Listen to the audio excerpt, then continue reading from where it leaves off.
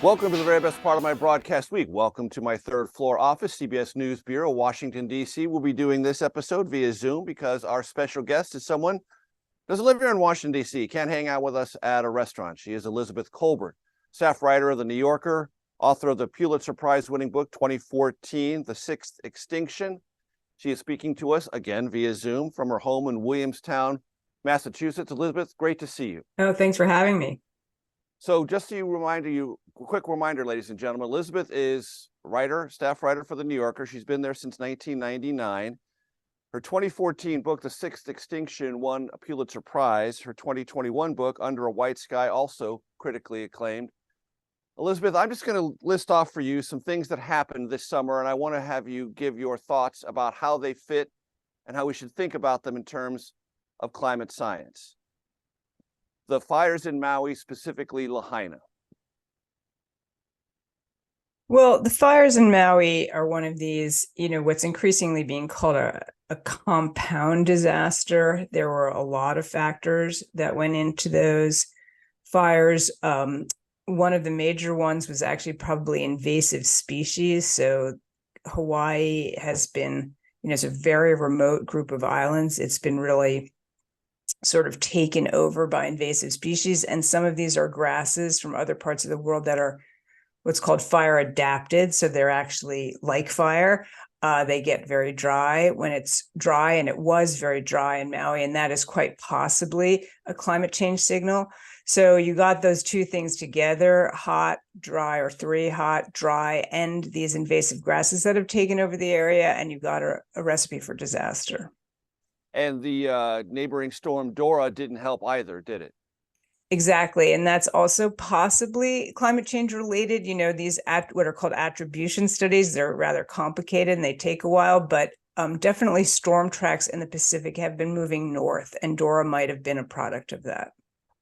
So a lot of attention over this last Labor Day weekend to what happened in the desert of Nevada, about 150 miles west of Reno.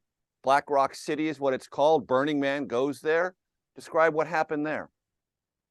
Well, that was just this massive, rain. Now we are in sort of, monsoon season in the Southwest. So, rain is part of the program, but whether, we're getting these amplified systems where when it rains, rain comes down in bigger and bigger deluges. That's pretty clearly, and that was very robustly predicted by climate models, and that's definitely what we're seeing.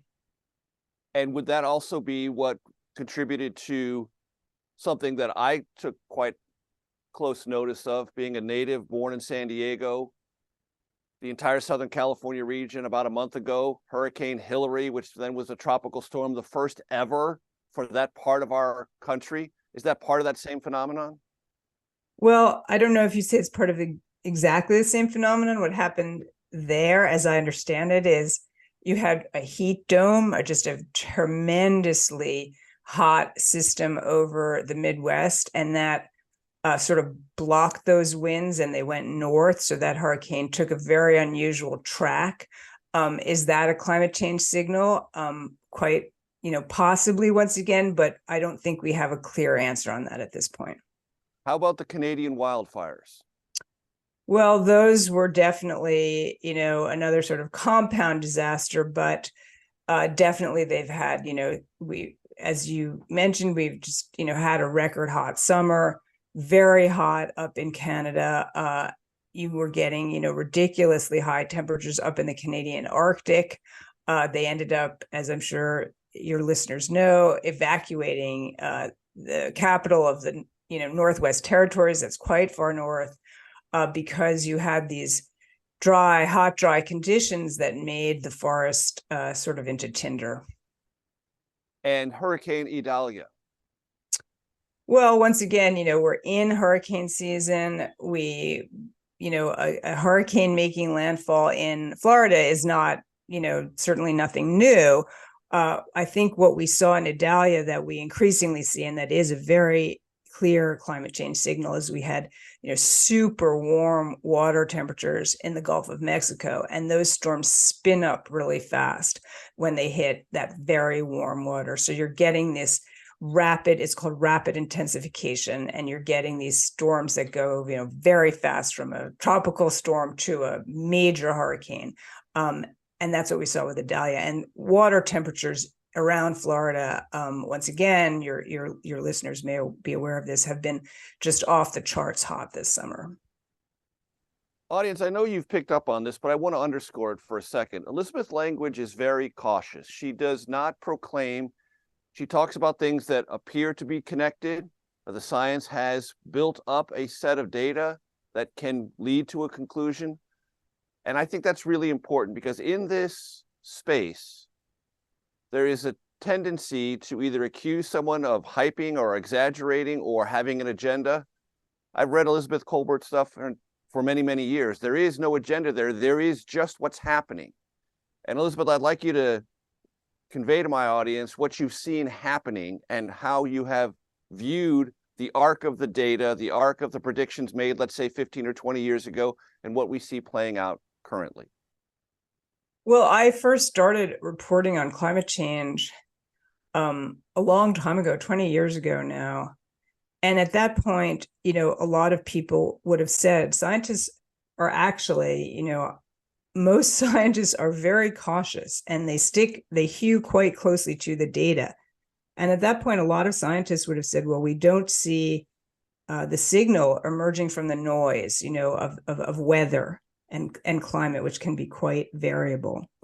Now, 20 years later, there's virtually no one left who would say that. The signal is so clear that everyone is feeling it in their everyday lives. There's very few people who don't say, even if you're 20 years old, you can say summers have gotten hotter, and and winters have gotten hotter. I live in a part of the world where the ski industry used to be a major industry. Now they're lucky if they get a few weeks of good skiing up here. They're just more and more of our precipitation in the winter is falling in the form of rain. These are just facts. Anyone can go look them up. And I think that one of the tragedies of our time, honestly, is how this issue has become politicized. It's unfortunately, pretty basic physics. And it's playing out pretty much exactly as the scientists warned us it would 20 years ago. And what did they warn us 20 years ago would happen that we're feeling now? Well, they warned us that if you keep emitting CO2, which we mostly do by burning, fossil fuels, driving around and generating electricity with coal and natural gas, and keep, building up the carbon dioxide in the atmosphere, which is a greenhouse gas that's been known for, 150 years, you will warm up the planet. And when you do that, you will see, among other effects, higher sea levels, because you'll be melting a lot of ice. And also the simple fact is that warm water takes up more space than cold water. So your sea levels are going to rise. We've clearly seen that. Anyone who lives along the coast knows that. You're going to see fiercer storms. You're going to see probably deeper droughts. And then if and when you come out of the drought, you're going to see fiercer rains. Warm air can hold more moisture. So all of these predicted effects, you're going to see deeper heat waves, just hotter temperatures and more extreme weather. And all of those phenomena, we're now seeing play out in real time. And the reason that scientists' warnings were so vehement already 20 years ago was they were making the point, look, there's a lot of inertia in this system. You can't just stop on a dime. Our energy systems are huge and our climate system is huge. And once you start pushing it in a certain direction, for example, once you start melting the ice caps, is virtually impossible to turn that around. So let's not do that. But here we are. Let me stop you right there. Because I need to hit a quick break.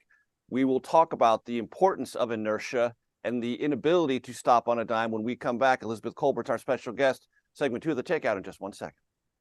We continue to build fossil fuel infrastructure in 2023, which is honestly quite crazy.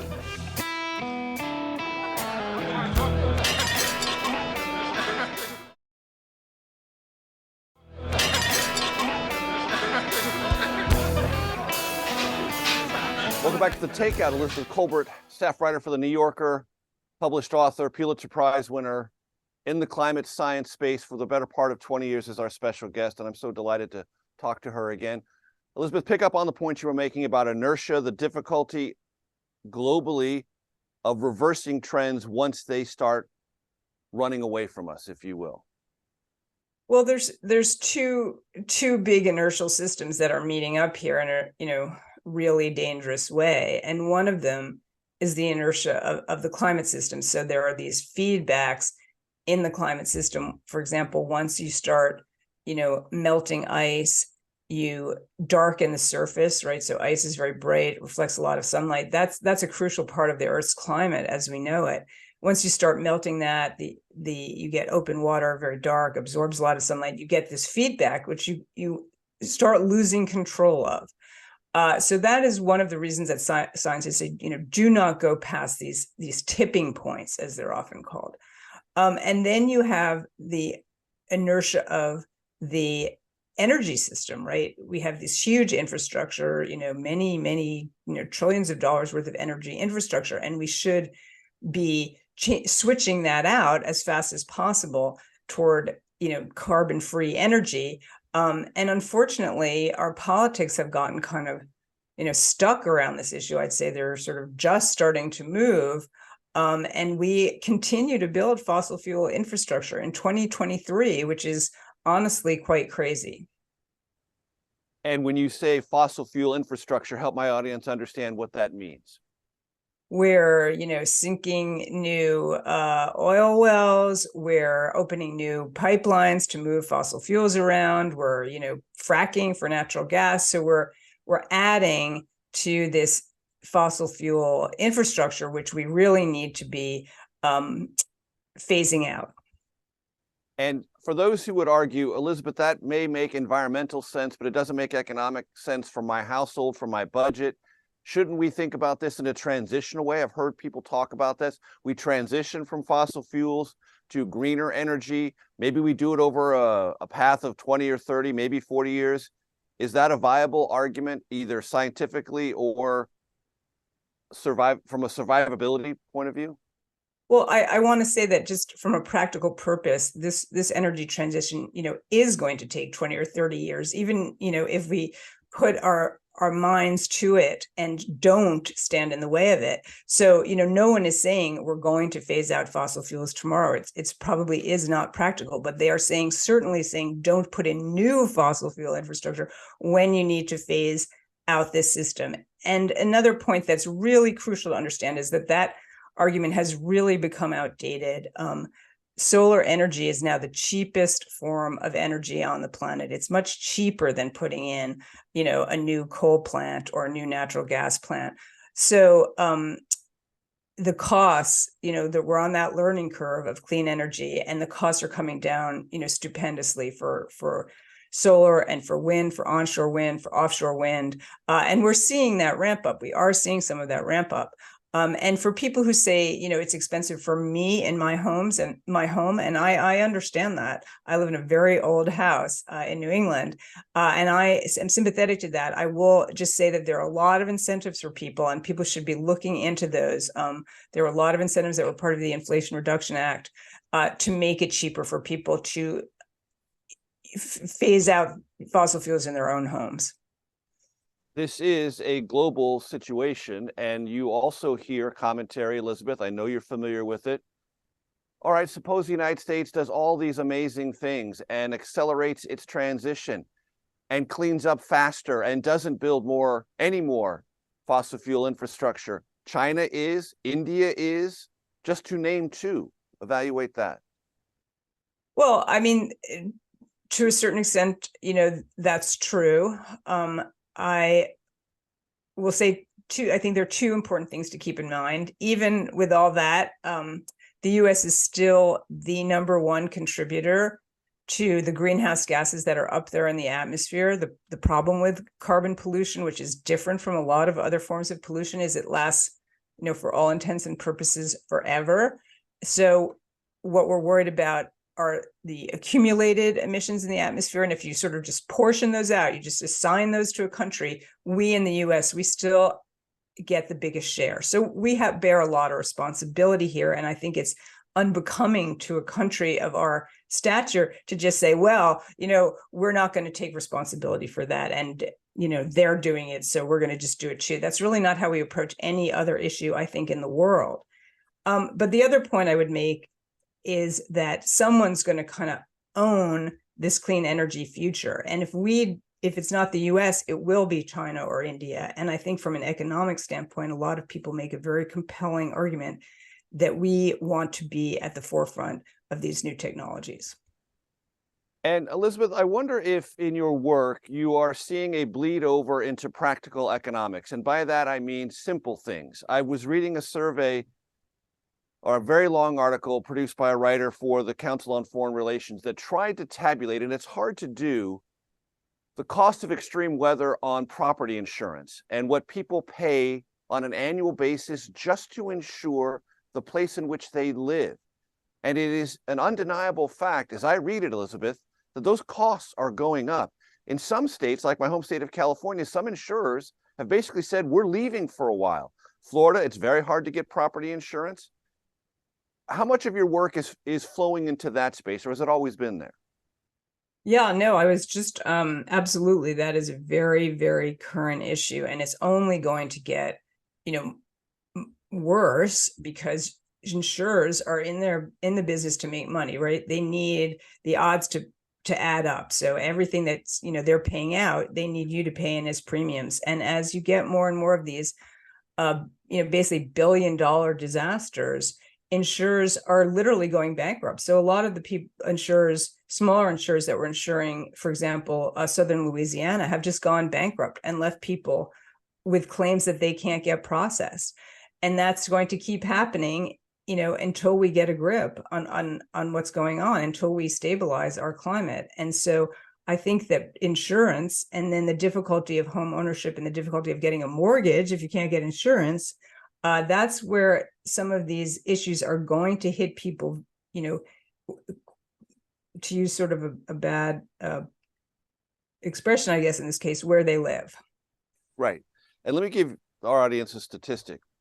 In 2022, extreme weather damages exceeded $165 billion. In the United States, this calendar year, January to July, we have already had 15 extreme weather events that cost more than $1 billion each in damages.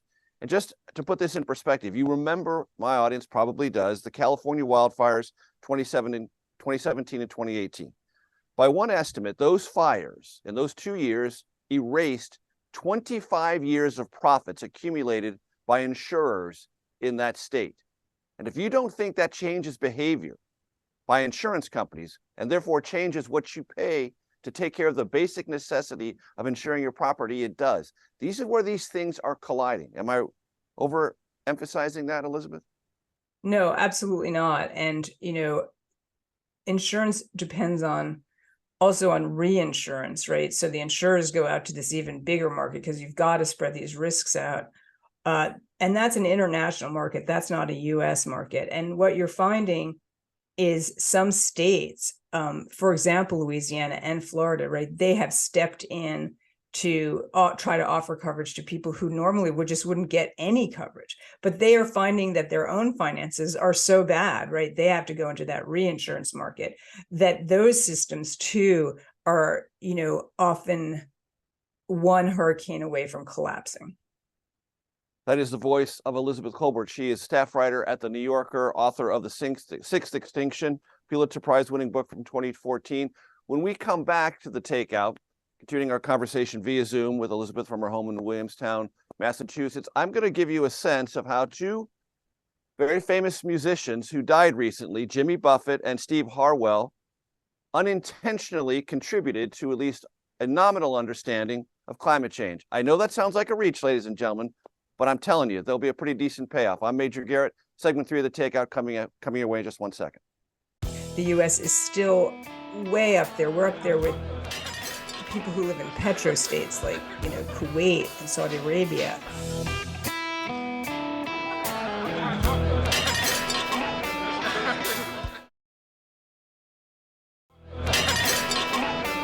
All Welcome back to the Takeout. Welcome back to my office on the third floor of the CBS News Bureau, Washington, D.C. Okay, Steve Harwell, lead singer, Smash Mouth, just recently died. Jimmy Buffett, legendary singer, Margaritaville, all that, also recently died. What on earth do they have to do with anything related to the climate? Stand by, let me tell you. Jimmy Buffett's first hit, it was a sort of pop semi-country hit, 1974, called Come Monday. It's a love song, but in there is a line that I want to read to you. I spent 4 lonely days in a brown LA haze, recognizing the environment around him, 1974. Fast forward, 1999, Steve Harwell, the lead singer of Smash Mouth. He didn't write the song. Greg Camp wrote the song. The song is All-Star. Let me read from those lyrics. The ice we skate is getting pretty thin. The water's getting warmer, so you might as well swim. The world's on fire. My world's on fire. How about yours? Okay. They're not climatologists, they're not climate scientists, but they are aware of the world around them. And I would argue, or suggest to Elizabeth Kolbert, our special guest, that 25-year period, 1974 to 1999, kind of important in what she was referring to in segment 2, that the United States, whether we want to admit it to ourselves or not, is a legacy CO2 polluter. And that legacy status, Elizabeth Kolbert would argue, requires us to do a little bit more. Elizabeth, take it away. Yeah, we were the world's largest emitter. We're not by any stretch the world's most populous country, but we were the world's largest emitter up until around for quite a long stretch, up until around 2006, when we were overtaken by China. And, China is now much bigger emitter than the US. But it is important also to keep in mind this idea of per capita emissions. So that's emissions per person. There are, roughly 1.3 billion people in China. There are roughly, I think, 350 million or so in the US. So there's a big gap. And in terms of per capita emissions, the US is still way up there. We're up there with people who live in petrostates like, Kuwait and Saudi Arabia in terms of our per capita emissions. You didn't know where I was going, did you, with the Jimmy Buffett, Steve Harwell thing? No, you caught me by surprise, I have to confess. Elizabeth, I'm going to go through my notes here, and I want to run by some terms I came across that I think you can help my audience explain, because they're part of the more granular conversation about climate. If I'm stumping you here, I don't think I am, but if I am, forgive me. Wet bulb global temperature. Well, wet bulb temperatures refer to, and I do want to, issue the caveat that I'm not a meteorologist or a climate scientist, but wet bulb temperatures refer to, basically humidity, right? So as it becomes more humid, we have trouble just getting rid of heat, because of the physics of evaporation. So the wet bulb temperatures refers to sort of that temperature, that you feel. And humid heat is much more dangerous. People joke, oh, well, it's a dry heat, at least. But it's true that is less dangerous, because when you sweat, you cool yourself off. But in humid heat, you do not cool yourself off. And I've read articles that talk about this wet bulb global temperature rising significantly and for longer periods of time in more different parts of the world. And that right now, according to an article I just read this morning in the Washington Post, Pakistan is kind of a living and dying example of what this extreme heat and humidity can do to a society. Yeah, exactly. I read that article too. It was a good piece in the Washington Post. And I also want to add, when you were talking before about insurance costs going up, there's a lot of increasing evidence that just, productivity really declines in these, Iran, not our favorite country in the US, but they had such ridiculously high temperatures over the summer that they declared like 2 heat days. They just gave everybody, the day off because it was just too hot to work.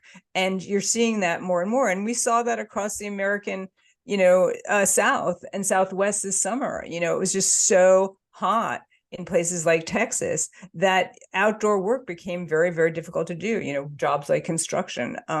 So that really cuts into our economy. And as I read, this terminology that also comes with it is inescapable heat can lead to heat stroke, heart and kidney damage. These are not sidebar sort of health effects. These are centralized, vital health effects of extreme inescapable heat. Yeah, and there's a lot of studies now of people going back and looking at heat waves and looking at what are called excess deaths. So how many people died during that period? How many deaths were there that exceeded the sort of norms? And many of those are probably attributable to these terrible heat waves. And it's especially dangerous for older people who don't sweat as much, and also whose hearts, it's very tough on your heart heat. You have to pump out a lot of energy to try to cool your extremities. And I actually decided a year or so ago, I went into one of those test chambers where people are doing experiments on the effects of heat. This was in Texas, in Dallas, and the experience was very, very sobering. It was sort of a fake heat wave that they created inside this chamber, and you were supposed to do, just a little bit of exercise just to mimic sort of what you'd have to do to make dinner and stuff. And it was exhausting, really exhausting and debilitating. It was very hard to think. And you can, imagine how this is rippling out through society and as I say, once again, through our economy. And to your point about deaths for those in their elder years, there is a recent Lancet study that said that the deaths of those 65 and older attributable to heat or heat-related illnesses rose 68% from 2017 to 21 as compared to 2000, 2004. So this population globally, and we should remember, most do not live within the confines of any accessible air conditioning. So this heat is ever present, even in the shade, which is what this whole question of what global temperature is, you can't escape it. Even in the shade, it is serious for you, is a real phenomenon. Absolutely. And I want to, in segment 4, talk about approaches, but before we get there, you've been in the space for 20 years, Elizabeth. I imagine one of the profound challenges, it's actually kind of a challenge in my world of covering American politics, where to find either green shoots or rays of optimism. Well, in this space, I mean, the one thing I would say is that, there was a pretty significant green shoot last summer, almost exactly a year ago. President Biden signed the Inflation Reduction Act, which was really, despite the name, or in addition to the name, a pretty significant piece of climate legislation. It's full of tax breaks and incentives for clean energy, and it will move a lot of money into the clean energy space. If it's whether it's enough to affect the shift that we need, how it's all going to play out, it's pretty early in the game, but definitely there's a lot of movement that wouldn't have occurred without that piece of legislation. And very quickly before we go to break, you need that incentive to change the initial economics so the full-blown economics can take over later. Yeah, exactly. I mean, you're going to get a lot of these, you need these sort of economies of scale, and hopefully we're going to start getting those. That is the voice of Elizabeth Kolbert. She is our special guest. Very glad to have her back. It's been a summer of intense weather, both in terms of rainfall, wind, tremendous amount of heat. We'll get into some more of that and possible solutions on the other side of this break. I'm Major Garrett. Segment 4 of The Takeout coming your way in just 1 second. One thing that we also are looking at and really need to be, super concerned about is what happens when these extreme weather events hit our agricultural lands.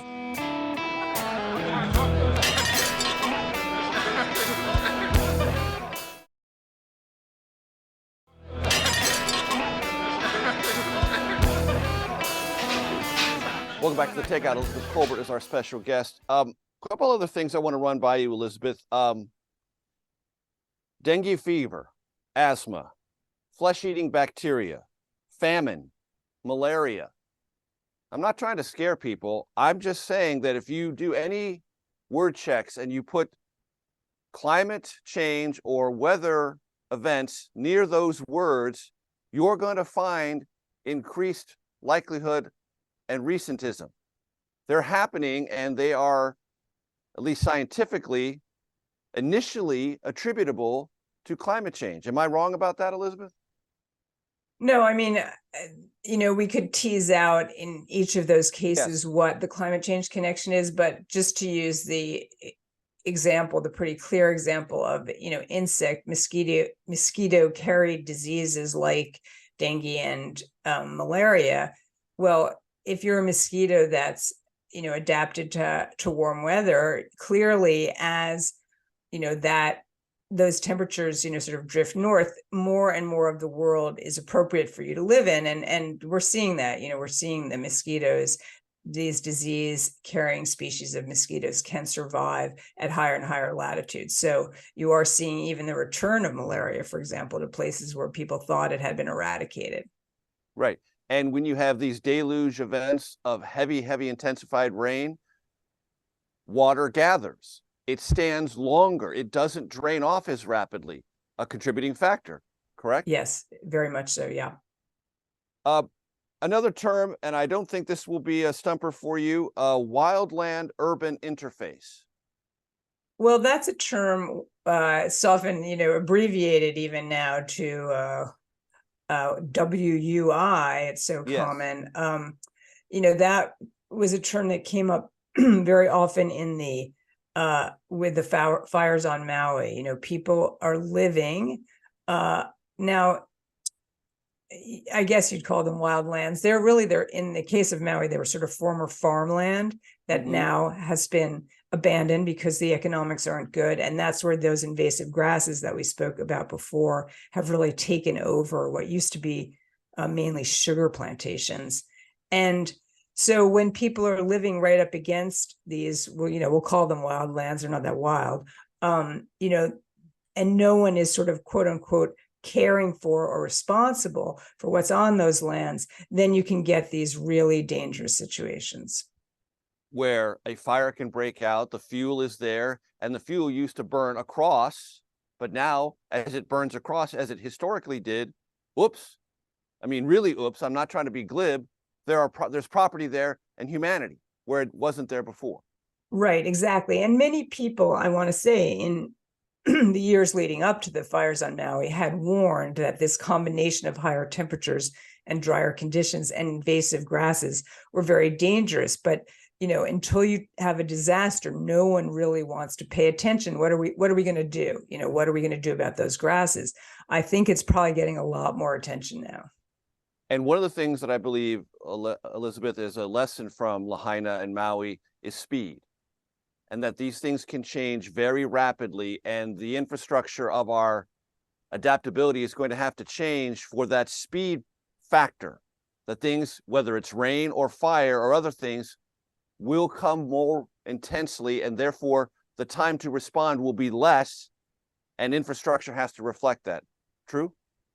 Yeah, I think that's a very good point. I think everyone who read about the Maui fires was, felt that dread in their heart, when a fire races through and there's just nothing you could do. And that was a very, that was a particularly, just tragic situation where people were not warned, even though there was this sort of, warning system in place. And that really pointed to, as you say, the vulnerability of our infrastructure. If everyone's relying on a cell phone alert and everyone's cell phones have gone dead, that's not going to work. So I think you're absolutely right. We need to think about that. And in the case of these rapidly intensifying hurricanes, I think people, in some parts of the country, people have gotten sort of complacent and just, sit there and say, I'm going to ride it out. But people better, think twice about that, because if that storm spins up overnight, there's no time to get out. So people need to be very, very, people in vulnerable coastal areas need to pay very close attention to those warnings. And it also seems to me, Elizabeth, that this is no longer a regional story. It's not a coastal story. There are different weather effects almost every part of our country, whether you live in the mountains, whether you live in forested areas, whether you live in grassland areas, prairies, whatever. Things are shifting, and this idea that weather is not really any longer an abstraction or kind of a conversation point. It's part of how you survive is too strong a word, but how you coexist. Yes, absolutely. And one of we should talk about one of the terms you mentioned in that list of, sort of horrors was famine. And one thing that we also are looking at and really need to be, super concerned about is what happens when these extreme weather events hit our agricultural lands. Now, I will give you, one teeny weeny little example. We had a very warm spring here, and then we had a frost. And the trees had bloomed. And so we have no fruit crop in the part of the world where I live, where there are a lot of orchards. I mean, it's not, a huge fruit growing issue, but it definitely is a big issue for a lot of farmers. Zero fruit crop. And if you're getting this sort of mismatch between, trees, which take a long time to grow, and the weather that you can expect, you have a big problem. And we are seeing, weather events start to pinch in on our agricultural crops. Dry, hot weather is not good. It's not good for corn. It's not good for soy. It's not good for wheat. And we're starting to see that. And that should be a serious concern to people.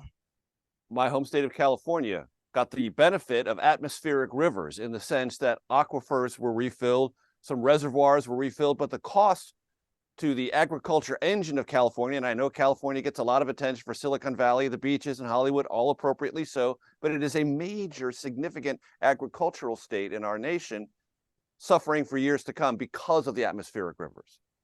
Yeah. I mean, a lot of situations where you're getting where, fields are simply flooded out, and that is, can be just as damaging as not enough water. And the simple truth is, the drought lasted in California almost 20 years. And the fact that one season of rain nearly replenished that shows how out of kilter things have become. Yeah. No, it's been a crazy year. And, the question of, many people have posted, I've seen posts on this, 10 years from now, this will look like a cool summer. This is only moving in one direction. I think people really need to understand that. You sometimes hear people say, oh, it's cyclical. No, it is not cyclical. We are changing it, and it is only changing in one direction. Yes, there will be variations. There will still be cooler years and warmer years, but the trend line is only going in one direction. And that is because even, when greenhouse gases emissions stop growing, and there's a question of whether globally they're sort of starting to plateau, we're still adding every year massive amounts of CO2 to the atmosphere. And as I mentioned before, what matters are your accumulated emissions. So 1 year of no growth in emissions, well, that's good on one level, but still very, very dangerous. That is the voice of Elizabeth Kolbert, our special guest. So glad to have her back with us. That concludes our Takeout. Make sure you stay tuned for the Takeout Outtake Especial. I'm Major Garrett. We'll see you next week. If you think about this, if you think, okay, 10 years from now, this will seem like a cool summer, well, that's terrifying.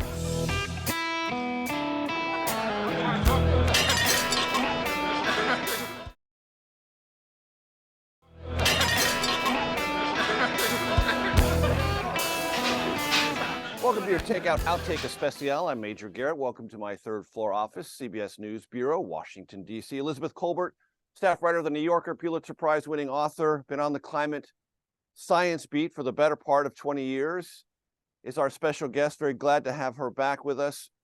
We concluded talking about the trend lines and the trajectory.